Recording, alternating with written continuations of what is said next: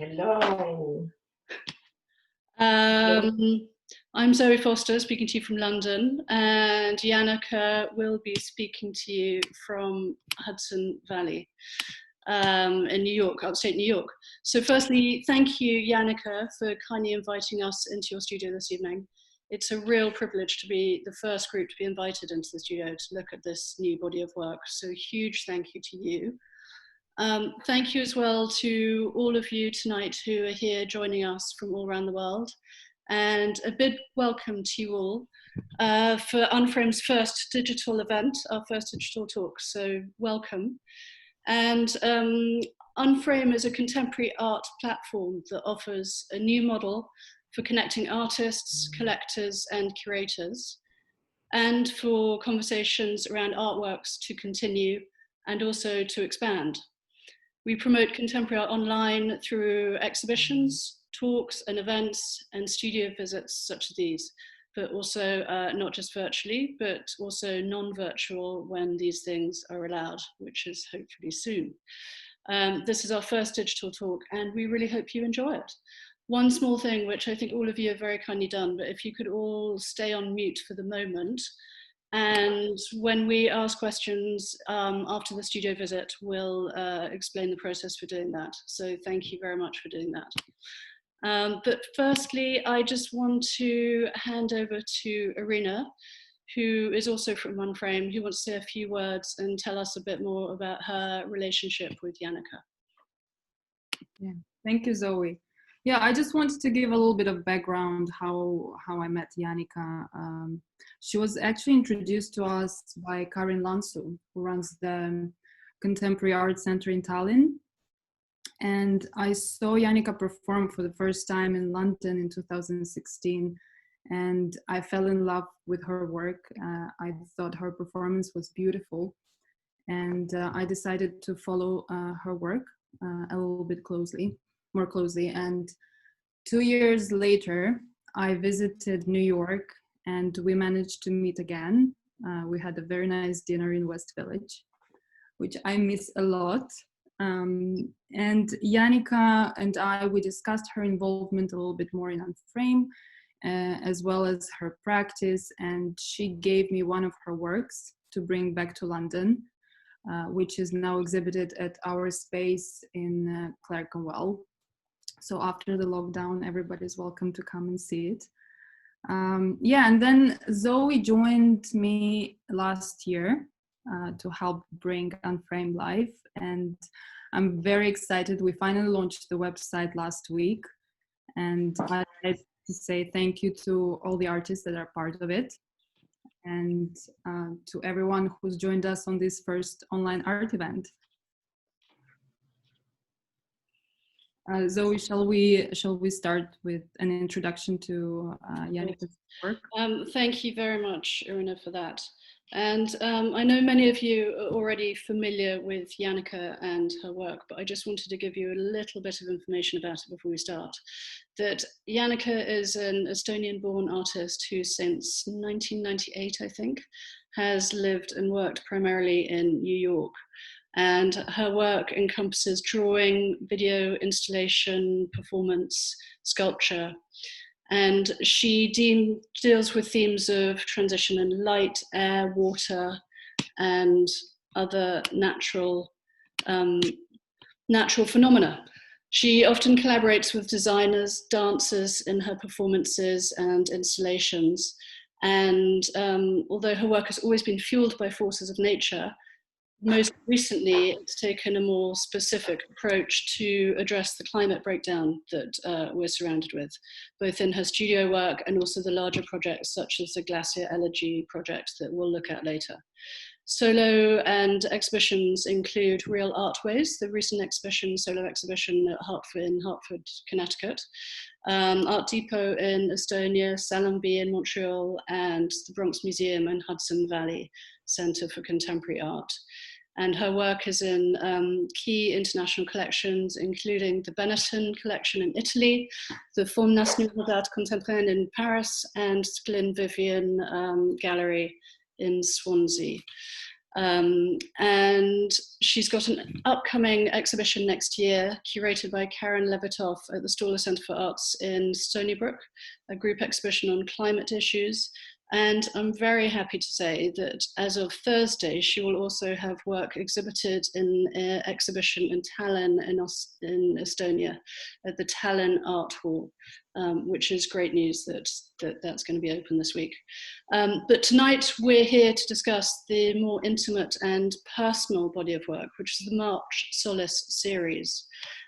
This is a new body of work that Jaanika started making just as New York and also the world went into lockdown. And I had the privilege of doing an online studio visit with her. I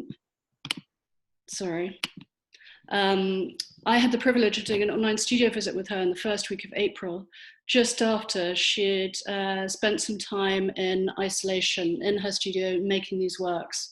And she kindly showed them to me, and I was just blown away by them. So thank you, Jaanika, for that. And although the concept and idea had clearly been in your head for a while, it took that moment, this moment of global trauma, to be the catalyst for you to make this work. So welcome, Jaanika, and thank you, Jaanika. And should we start by talking about maybe the circumstances for you starting this work, how this came about?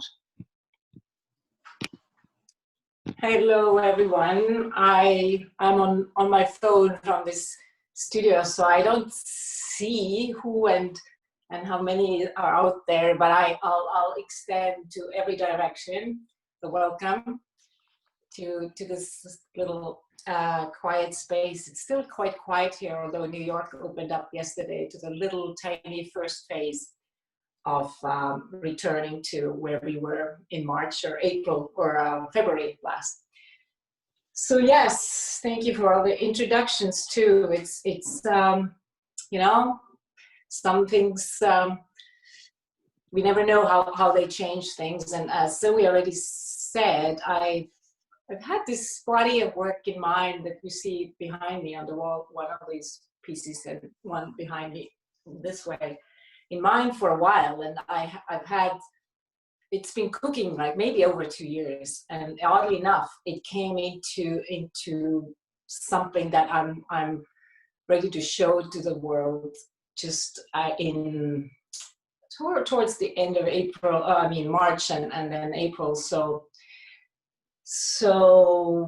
what do you do if you're a performance artist, which I've been increasingly lately working with audiences in different settings and more collectively, and here we are in our own space and having work. So I was sitting with what I had in studio here, left New York City to the quieter Hudson Valley, and this is where I've worked and lived a lot while in New York. So it's not a new place. And I was looking at these pieces, and we'll go a little bit into them, I guess, how they're made. There's layers and layers and layers of my past actions actually embedded in these works. But they did require this quiet moment. So I don't know, maybe we'll start from one of my loves, which is this material. Just look at this. I was going to say, so this is your signature material, Jaanika. This is such a beautiful material, and it's the much hated plastic. We talk a lot about plastic, and I get a lot of questions like, what kind of environmental artist are you if you're using plastic? But I guess it's not what it is, it's like what we do with it. Anyway, so this is brand name Mylar in the United States, and it reminds me a lot of ice. I think ice is one of the central materials that has been part of my life, because I used to love ice skating, and I was a pretty, I guess to myself at least, promising figure skater in childhood. So in Northern Europe, Estonia, whatever we call it. And so this material actually reminds me of ice a lot. So I've been drawing on this last 10 years or more, and forgotten about paper totally. So it's this material that's beautiful, transparent, and bends and does different kind of things.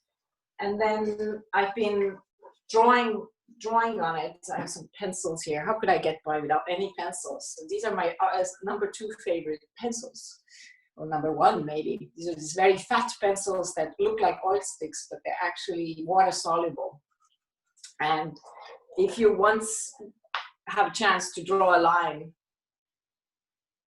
onto it, you always want to do more. It's such a sensual, beautiful experience because it's very, very smooth surface, and the kind of waxy pencil leaves these very lovely marks on it. So this is basically sort of we're starting with steps, how these were born, or you can see, right? These were born here because first is the paper, then it's the drawing. And since it's water soluble, sometimes these drawings that I make with very rhythmic, straight lines, I start with very straight lines. I basically whole bunch of pencils and let myself fall with the pencils, leaving these vertical lines, like a thicket of lines, which then get overridden by water or ice even. Let me just show you this one.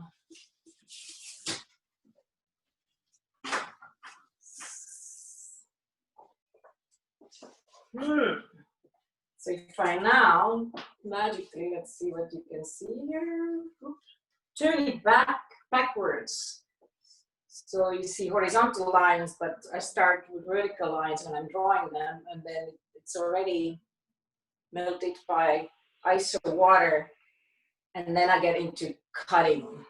So it's a lot of steps, creating structure and then breaking it in different ways. So at some point I was just really working on these different shapes by cutting, having different edges and angles, and looking at back side and front side, and these things have become elements in my pretty big sculptural works, so wall works that I have exhibited lately, that Zoe also mentioned, the Real Art Ways in Hartford, Connecticut, the last solo show. So there's a lot of layering, and I'm thinking of ice a lot. I pulled out this picture because I saw this a few years ago in this Chasing Ice related to film related book. Just look at this.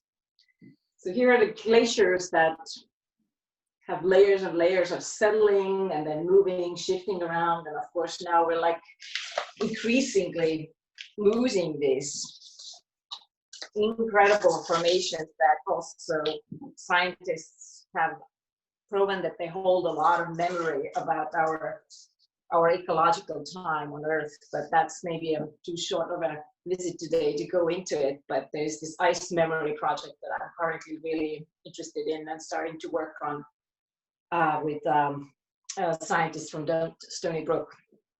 So ice holds a lot of memory. So I'm thinking of all these things as I'm working on these pieces. So if you go step by step, what happens with these get installed on the wall. They take endless shapes depending on how you hang them.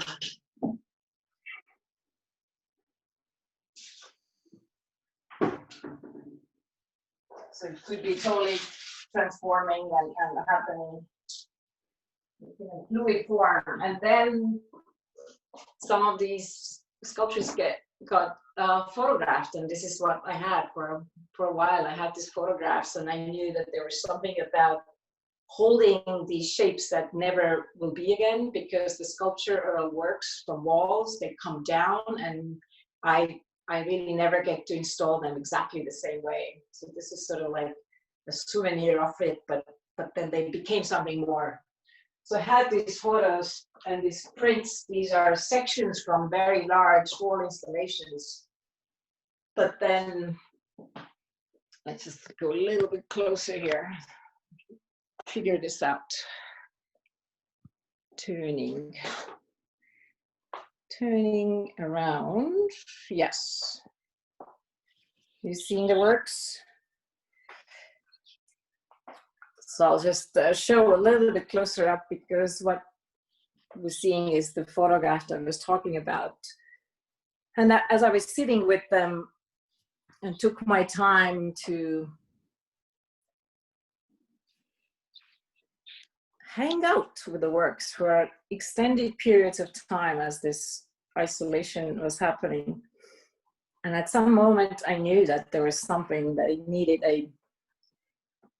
something that pulls this photo together. So they've gotten extra layers of drawing on it, and I can't even tell anymore exactly where it's drawn, where it's printed, where it's sculpted, where it's shadow, where it's line. So I actually discovered somewhere right here this morning that there's some drawing lines here that I totally had hidden from myself. So I think that's sort of that. Jaanika, sorry to interrupt, but should we just mention the fact that the prints of the original sculptures that you've blown up to the scale are then printed onto the mylar that they're originally made with. So there's a connection across materials. But the use of the mylar also kind of heightens the ambiguity between what's the sculpture, what's the drawing, what's the shadow, what's the wall. Right, like if I lift it here, so yeah, so the material is there. It's true, it's the same material, the mylar, the plastic I was showing. It's just a special version of it that can be printed on. So it has the same luminosity and makes the sound. I love the sound as well.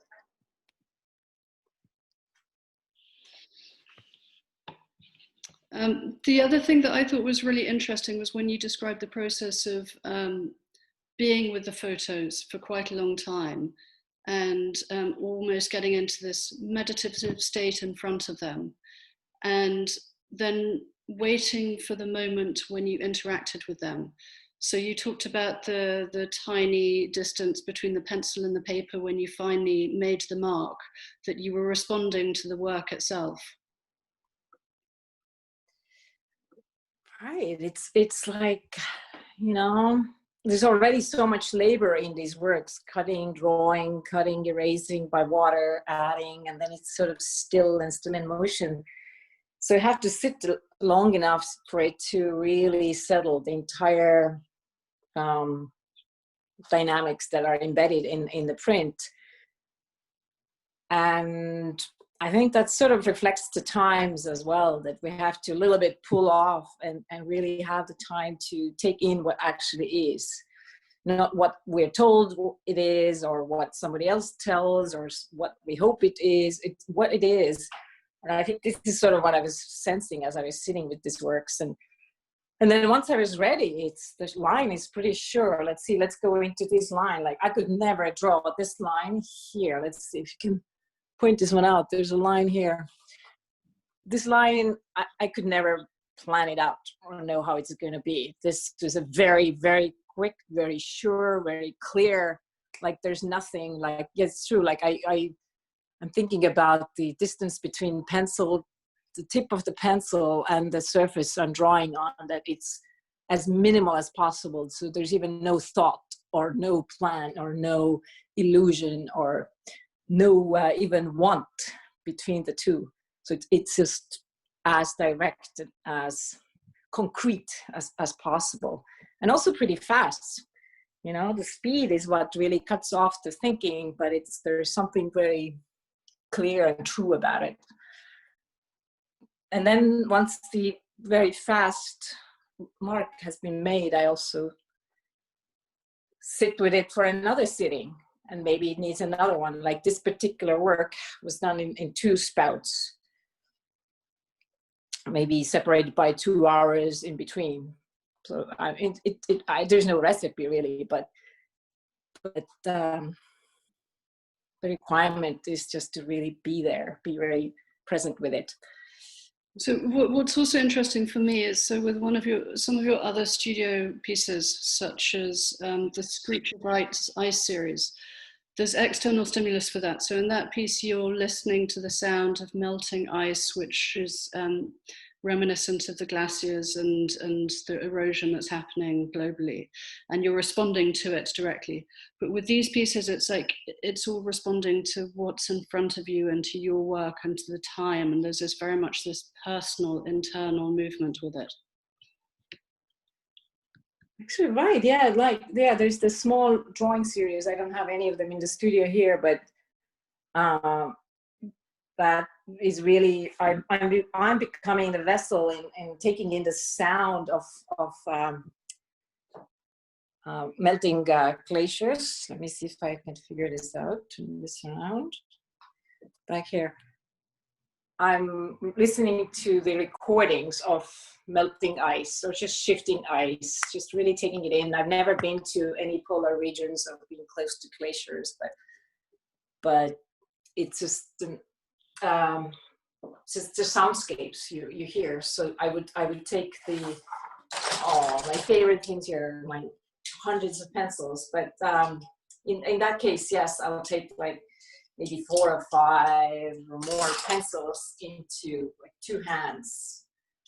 I know this is often how I draw. Actually, the works behind me, when I was saying make these vertical lines, they're also made with 2 hands at a time and letting myself fall with the pencils. But in these Creatures of Ice series, small drawings, I'm just taking these, and in front of me there's a pretty small, like A4 size Mylar, and then I'm listening to the sound, taking it in and registering it. I take it in and mark it down, and the faster the sound flows through me into the pencil tips, I think the kind of circulation, the better the drawings are. Yeah. As soon as I stop and start thinking, like, well, or even looking at the paper, I often don't even look at the paper. It really is pretty sort of, I don't know if I dare to say channeling. No, it's not really channeling. I'm really registering, like turning myself into this bodily machine, letting it through. Yeah, but I guess with these works, for me, they become more of a channel because there's nothing between you and the work. So you're just literally communing with the work and channeling it. Also, the scale of the pieces, the fact that they're larger, they relate to the gesture of the mark, which is very much to do with you and your involvement with it, direct involvement with it. Right, these are what are they, like about 1 meter wide, 36 inches. Yep. Inches wide, and there I can really, it is a whole body movement. There is no, let's say in this case, I would have, those pencils in hand, and it is how could you even draw like with your fingertips? Like, I don't know if I can even draw like this. It really, even if it's a little tiny mark, I feel like it starts from very sort of the most center spot we can even have in our bodies. It's I guess my ballet and figure skating training, there was a lot about sort of start from the center and do this, and then I really didn't like it because it was too orderly. But there's still something about like the whole body. Even if you're moving this finger, it's not just moving from here. It's very different if it moves from here than when it moves from the center to the hand and you're leaving the mark. So it's definitely whole body gesture, and hopefully not just body but mind and presence and sitting with them. And there's a lot of grief in it too, I have to say, because I love these massive formations of glaciers and just knowing that there is this absolute devastating loss of it, and we're drowning ourselves in the rising waters. It's kind of just, even the image is so powerful. So I think the performances that I've been doing, I don't know, maybe we have some clips of the performances too. Yeah, should we just should we let's look at the clips of the performances. So this, just to give some context, this is a performance that you did as part of your exhibition at Real Artways.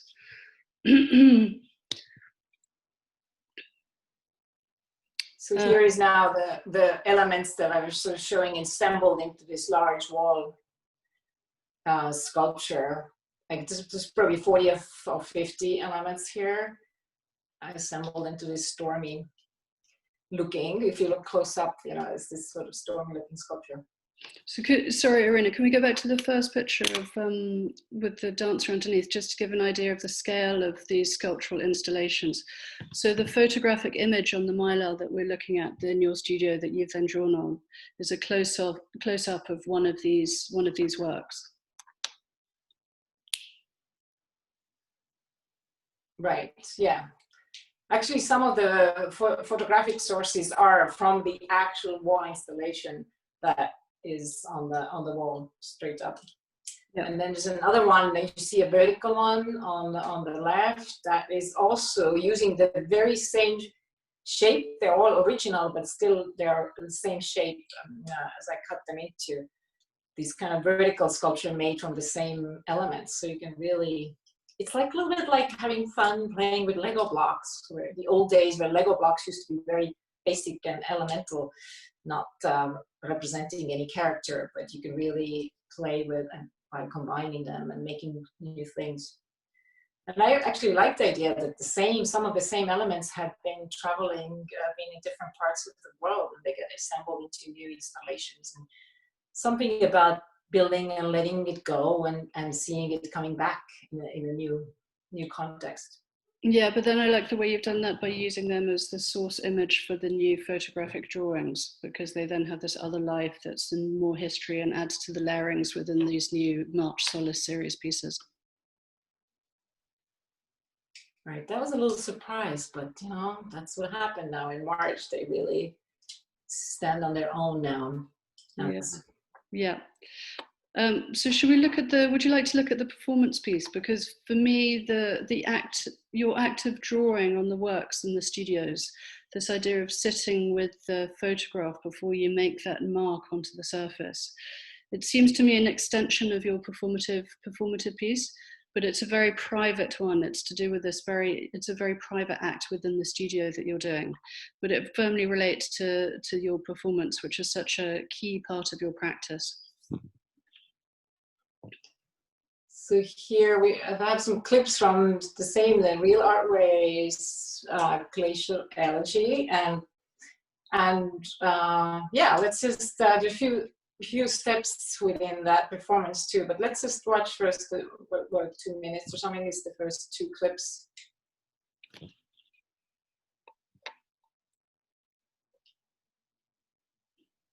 Is there sound too, right? Sound is up.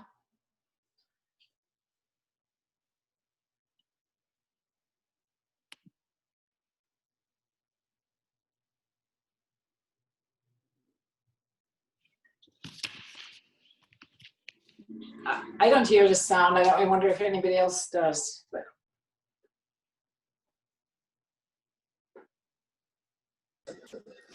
I had to unmute myself, sorry.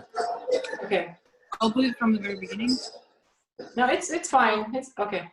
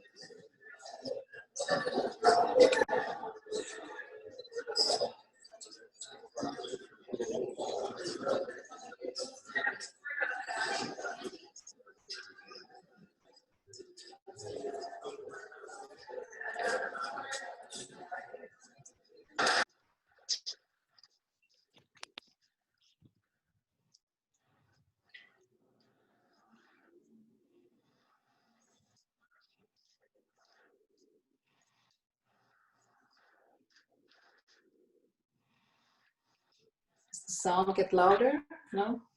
No, unfortunately. Oh, okay.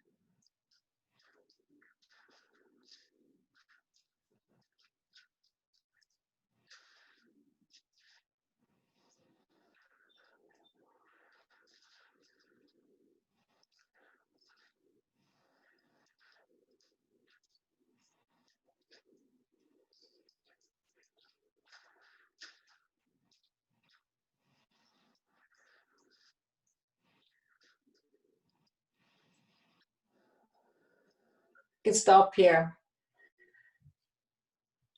Sorry, yeah. Do you want to just mention the sound, because it's such a key part of the piece? I know, for some reason I couldn't hear it, but you know, I almost could have done the real-time sound effects here.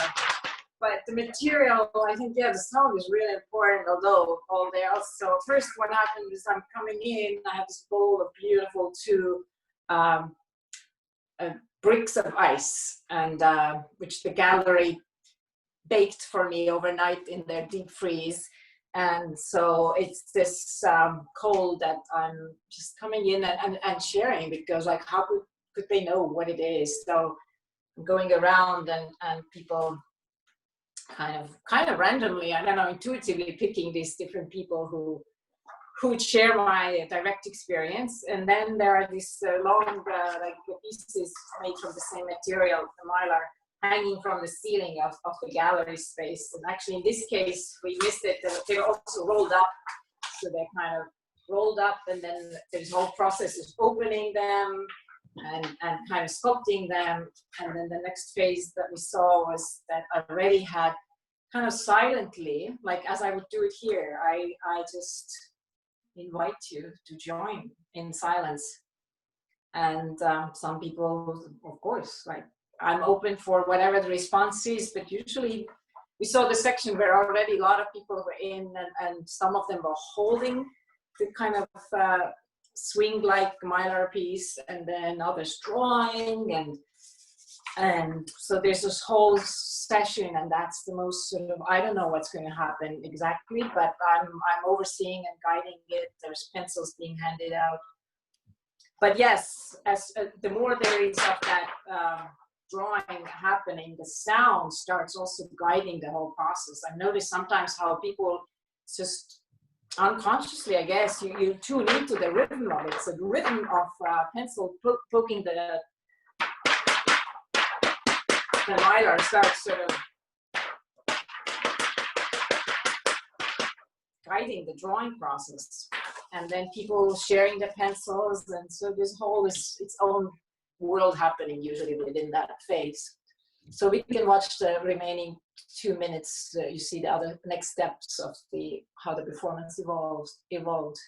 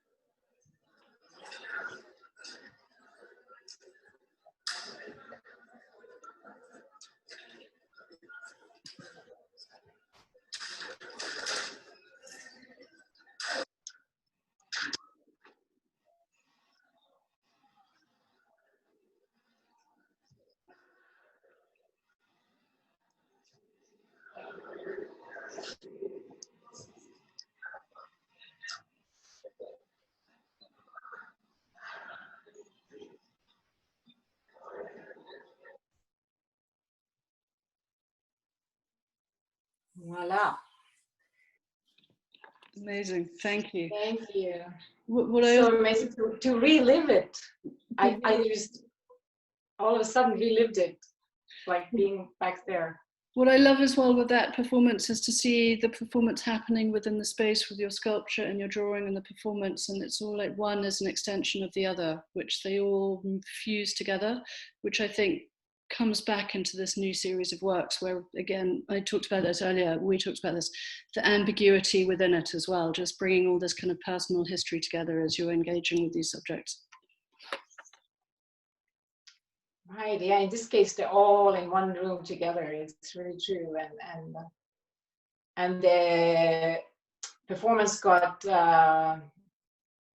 documented, and so an exhibition was up long enough, so the performance documentation was next door as a video projection. And it also built this very wonderful new community. People would come back and watch it and share who went there, and so it became part of the exhibit too, the documentation of the performance. Amazing. But yeah, at the very end, I just wanted to mention, like, these are the two pieces of ice now holding these two long mylar pieces, and also this became another, talking of watching and waiting, those two ice pieces, of course, they slowly melted over the evening, that people were still there and coming back and check, and how the melting ice was melting the drawn line and the drips. And so I think I'm just now like connecting the dots, that there was a lot also waiting and watching and witnessing there as well as I do here in the studio. Fantastic, Jaanika. Thank you very much for that. It's been an absolute pleasure to talk through that. And I wonder if now would be a good time to ask and answer some questions from some of the people who are listening to us and watching right now. So if anyone has any questions that they'd like to ask, what we'd ask is if you put your hand up in an old-fashioned way, or do the raised hand within Zoom, or you can also just send a message across to chat, and then on the chat, and we'll pick you, and then please unmute yourself and ask the questions. So does anyone have any questions that they'd like to ask?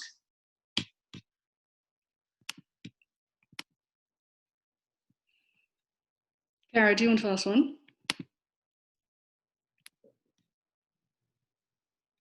Can you unmute yourself? There you go. Can you hear me now? Yeah, perfect. Thank you.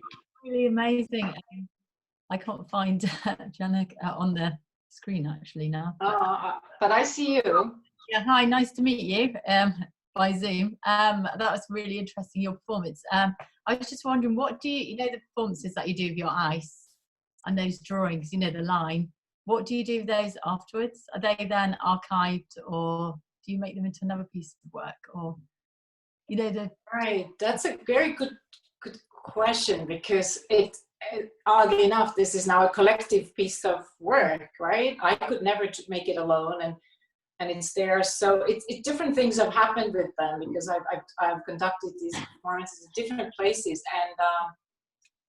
and personally, I feel like all that's happened has happened, but a lot of people have felt like they've asked also, because the audience is now part of it. So in the case of this particular performance, one of the drawings was taken and hung next to the video documentation of the performance. So it was just there in addition to the documentation. Then there was a commercial gallery in our commercial setting for these pieces to happen in Montreal, where, because so many people asked, what happens with it? Can we somehow have it, own it?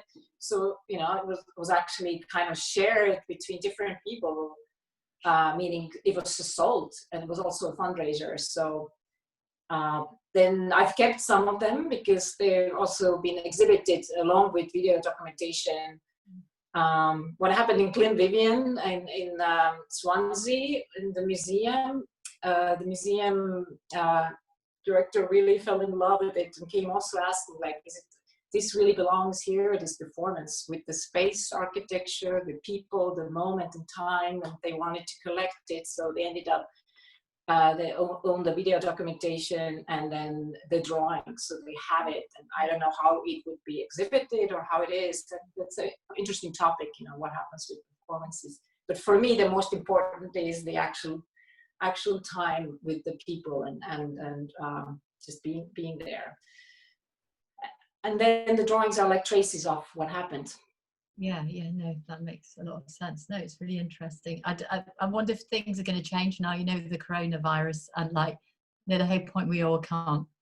It's like a legit, I don't know when you're planning your next performance, but whether I suppose everybody have plastic gloves, or I suppose it depends what happens, doesn't it, long term with all of that. Yeah, that's true. The touch, the closeness, yeah. Jaanika, you should describe your piece that is going to be exhibited this week in Tallinn and the concept of that as well. With regard. Oh, yeah. Let's go quickly that. Yeah, because that comes to it. It was interesting because the in Tallinn Art Hall there is a big it's a really big group exhibition. But I'm exhibiting first time ever a wall sculpture that will be activated or will be changed by the audience. Or the audience who visits the museum or the art hall. So I've never done it. So that the sculpture consists of two of these elements, and they have a starting position, a shape, and then people are invited to rehang and reposition the sculpture by using the existing dots on the wall. There's these magnets in the wall, and that kept.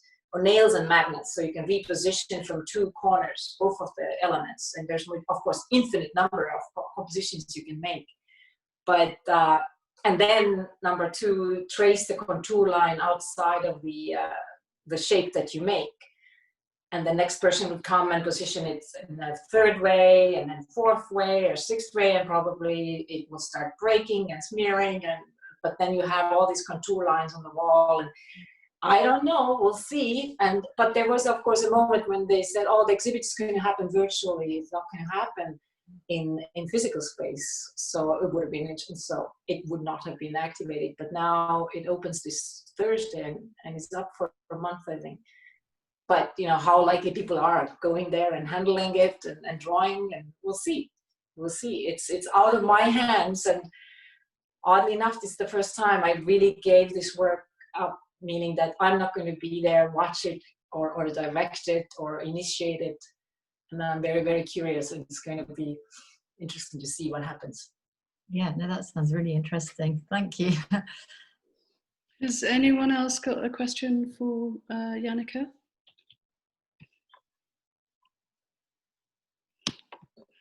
Fiona, would you like to ask a question?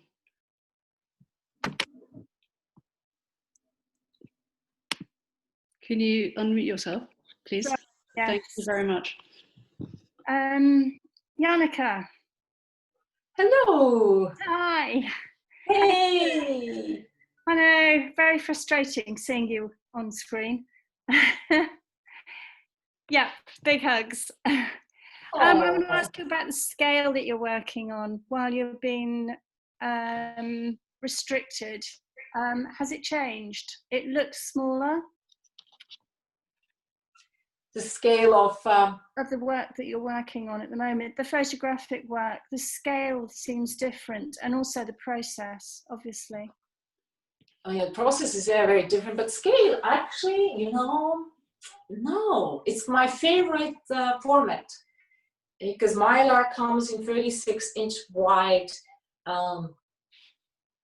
rolls. It also comes 48 inches, but I've stuck with this because I have these boards and they fit into tubes and they get shipped around the world. It's all like a little bit minimalist and reductive approach to keep some things the same. So, and then the length, I've always liked the vertical. Yeah, but I'm interested in the fact, in that case, how come do you think that scale has not been affected by the fact that you've been restricted in your movements? I mean, I've been working on this size, crazy, and I'm just interested as to why you're still working on such a large scale.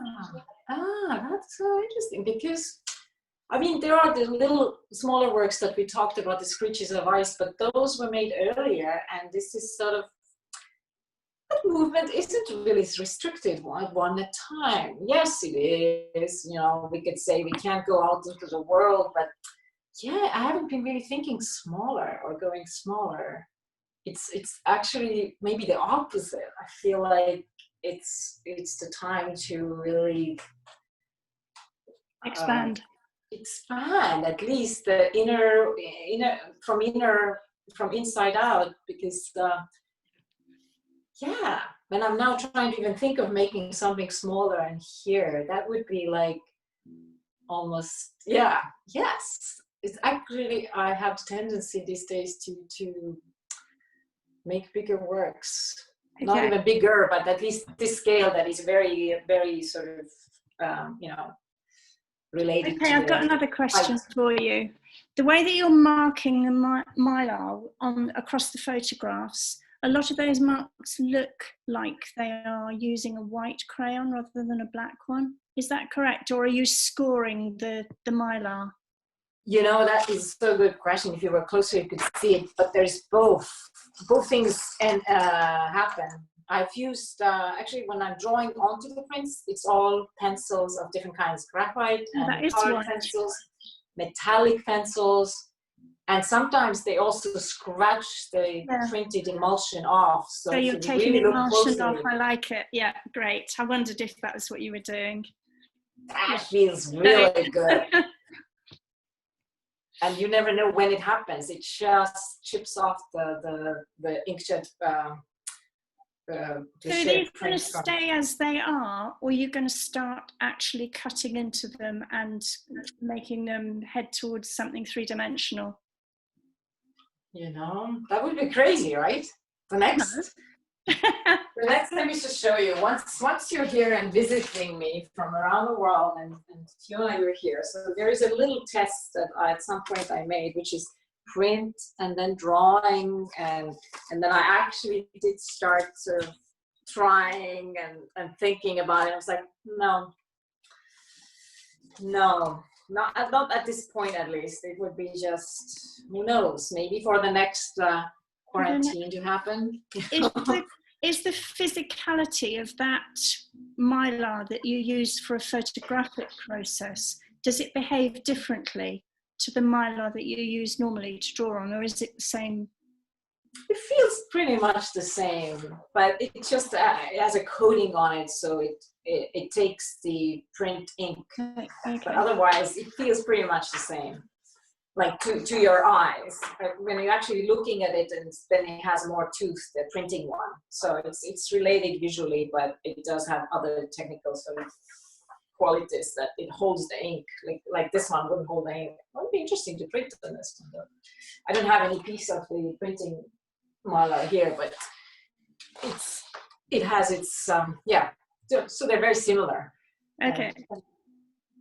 And fun part is, maybe I didn't mention, these works have actually, if you saw them really close up, I can confuse myself. It looks like they're on the wall, but the photograph, you can see that they're on water, on paper. Are you going to exhibit them hanging so you can look at them from both sides? I haven't, that's the next step. They haven't really been, they haven't gone out yet. This is, you were seeing them, and then I've had some pictures of them, but I don't know. There's so many things we don't know. I think they might be just the way they are. Yeah, okay. Brilliant. Thank you. You're welcome. Yeah. So good to see you. Actually, Fiona is one who's been who was at the Glenlivian performance. Yep. So you actually experienced the ice, and it was slightly different performance, but they're all just slightly different. Depends on who's there. Yeah. No, it was great. We've got a question from Karen. Hi, Karen. Hi, Jaanika. Hey. Thank you or in the introduction, for mentioning the exhibition that you're going to be working with me on at Stony Brook University in New York, which is on environmental art specifically. And Jaanika, I just wanted you wanted to ask you, your work has been more recently influenced by environmental changes, and just wanted you to see if you could expand on that a little bit, or talk about how that has influenced your recent work. I'm thinking to add what you did. I mean, I'm really looking forward to working with Kari now, because Jager, who's also at Stony Brook and is studying glaciers, because I'm really, what's happening is that there's more interdisciplinary ways that I'd like to take things in and see what happens, because I've read a lot of books. I mean, my reading lists are pretty sad things, like, you know, like things like this, and just looking at the pictures of glaciers and learning about the science of glacial loss, you know, as other different projects. But I think what really happens with this performance is that what has happened is that these performances have become these places to create something and in a way kind of destroy and transform.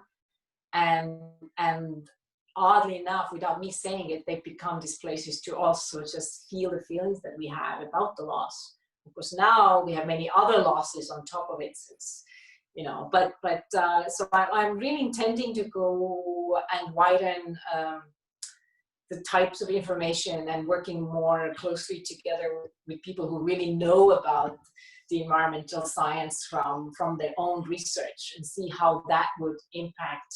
You know, I have my aesthetical size, I know what my tools are, but I'm really willing to challenge them also and see. So we're going to exhibit. The next exhibit now was postponed from this summer to next, right? So there's enough time to actually things happen. Right. And you've been having conversations with like you said, with Dr. Jager, who's a glacier scientist. And so I'm really excited to see where that's going to take your work. Yeah, me too, actually. In some ways it's great to have that year and really, you know, have a time to have a meaningful dialogue and maybe even meet each other. We'll see if that will happen. But yeah. Thank you. Thank you. Are there any other questions for Jaanika this evening?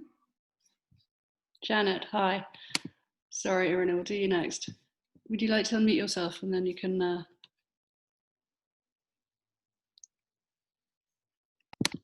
Yeah, sorry about that. Yeah, I was really interested in the participation in your performances, and really taken by the idea of this drawing that would move and people would redraw the parameter, and that sounds really wonderful. And I just wondered if you could say more about what you hope people gain from interacting with the work in that way and becoming part of the drawing and part of the work, and what you hope for when you want to do that. Yeah, you know, there's both. I have my hopes, but then I also want to be really wide open and see. And these performances have been very, very different. You know, some of them much more joyful and chaotic and kind of turbulent. And you see all these models of society playing out, because we're making instant society, instant community. It's usually about 30 to 45 minutes long, the performance, but it can go on longer. So a simple hope is that people would just come together without asking questions and thinking. This is a very simple thing where we are just, there's a joyfulness to it. But then there's always this other quiet moment. And actually, when I started out, I didn't have such clear mind about it. Like, what am I hoping? What was going to happen? But I've learned from each one that each performance has changed the next one. So it's as much as I can offer and hope, and as it is about me receiving and learning what it is. But what is one constant, that there is this real quiet after it has happened. Because if you actually are part of the performance, the sound of Mylar, especially if it takes place in some big space like the performance we saw, it's acoustically, some people really are triggered much more by the sound than the acts, because it's this thunderous and rumbling and sometimes rhythmic, sometimes not. So I'm getting carried away now about talking about the sound, but so there is this quiet. Once the action has ended, the sound ends. It's it's usually, even if it's a very kind of social and lots of people, there is this moment of people just sitting down and just witnessing it.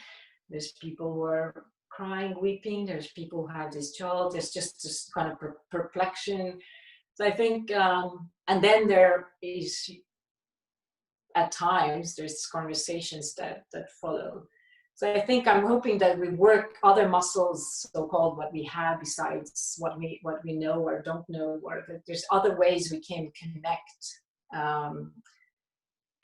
and also allow these different feelings to really be felt. There is a lot of, the loss thing as mentioned, the kind of like, what the hell? Well, very interesting comment. Let me mention, there's somebody who said it really well. It's like one audience member after the performance said, oh, when did it start?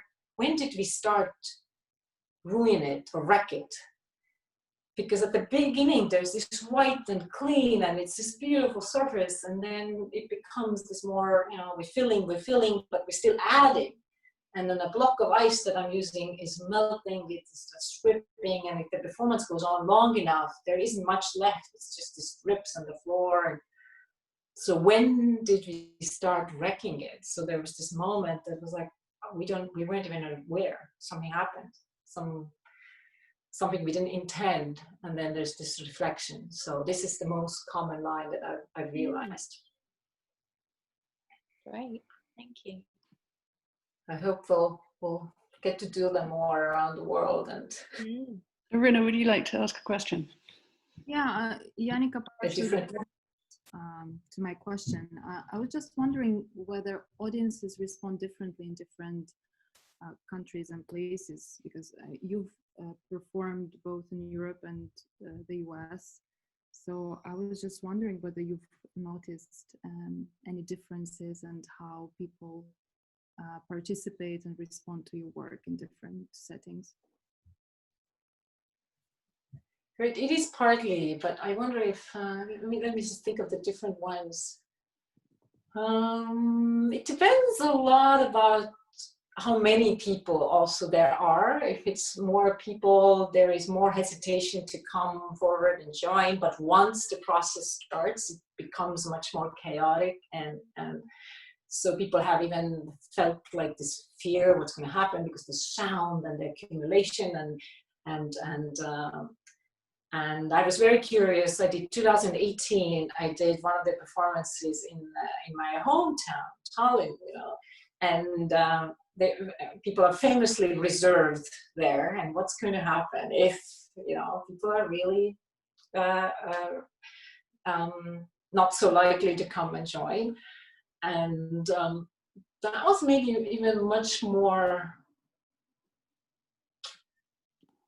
Can't really quite say like what was different, but maybe I was different there too, because I felt this being back in my hometown and having some family members, but some people I didn't know at all. So it was very, very different people.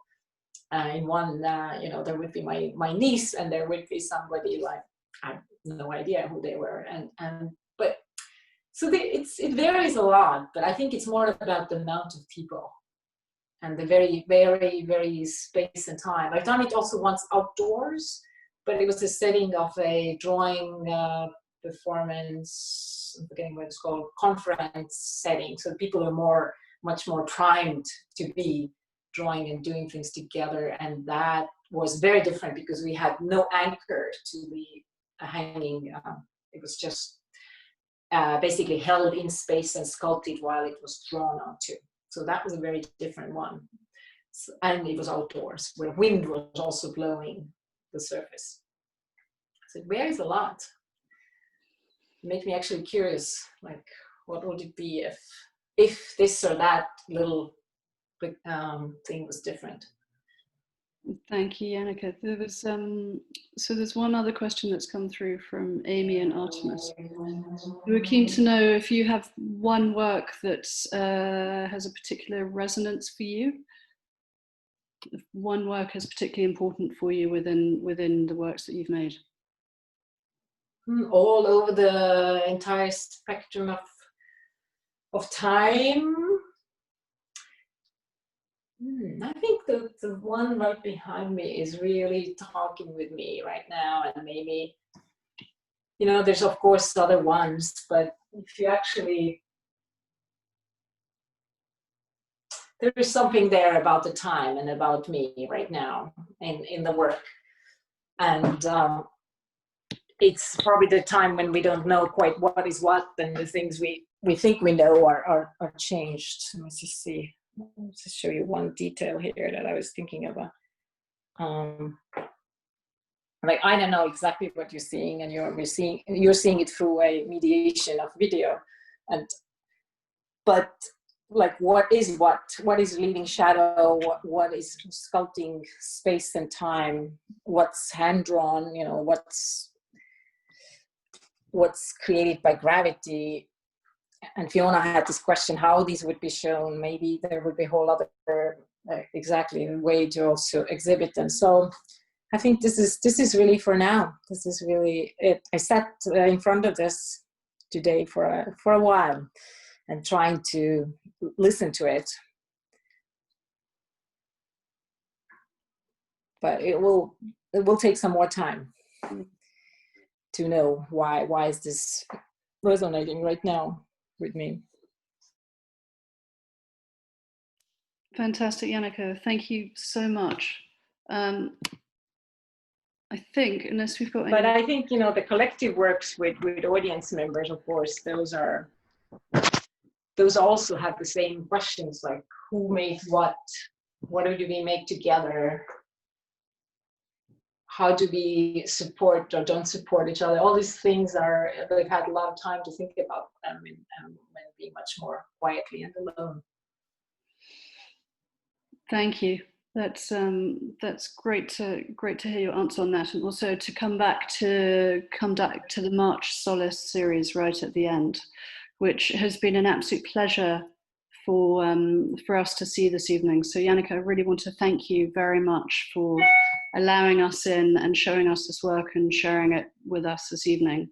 Although you did it privately in the studio, it feels like, I'm sure I'm speaking for everyone here, that it resonates with all of us. So thank you. Thank you as well to all of our audience for coming and for participating in this. And we hope to see you all again soon at other Unframe events, and stay safe and stay well. But thank you. And Jaanika, thank you so much. Thank you, Thank Jaanika. you. Hey, Melissa. Good to see everyone, although it's only a few of you that I saw on the screen. Thank you so much. You're in your studio, are you? I just put the video on to see your face, but I've been listening. Yeah. Oh, we should do that walk. You see, people who are close by, even they don't get to be together these times. It's so lovely to be in your studio and hear this conversation this afternoon. So thank you. Thank you, Zoe. Thank you. Yeah, I just wanted to thank you also. Yeah, I really love your work. Also, I'm on your mailing list, so I'm glad I get your notices. So thanks a lot. Oh, that's great. Yeah, that's maybe should have been around this They're got to start making like really cool films, so they don't stop at any moment, you know. But I really appreciate your work. Thank you. Thank you. Thanks, Jaanika. Anybody else there who wants to say hello? Yeah, I will. Oh, Jonas. I'll So good message to see you. How are you, Jaanika? Oh, hey. Nice to see you. Yes. Thank you Oh, for sharing your beautiful work. Thank you for being here. Well, I remember your beautiful you had a beautiful show up here in Garrison, up on the hill. I forget his name. Yes, that your castle studio, show. Yeah, the castle. Your studio is not there any longer, no? No, but in Cold Spring. I'm in Cold Spring, so okay. yeah. Okay. After moving, I was in Manhattan for a while, but now I'm mostly here. So yeah, the castle show was quite. That was beautiful. Yeah, because it was actually last show when I showed also video work. Still, I haven't shown video work for a while, but that exhibit had it all, and we had a performance with dancers, and yeah, So it's good. You were there. Yes. I was there. Thank you so much. And maybe we'll bump into each other. Yes. Okay. I hope so too. Be well. Thank you.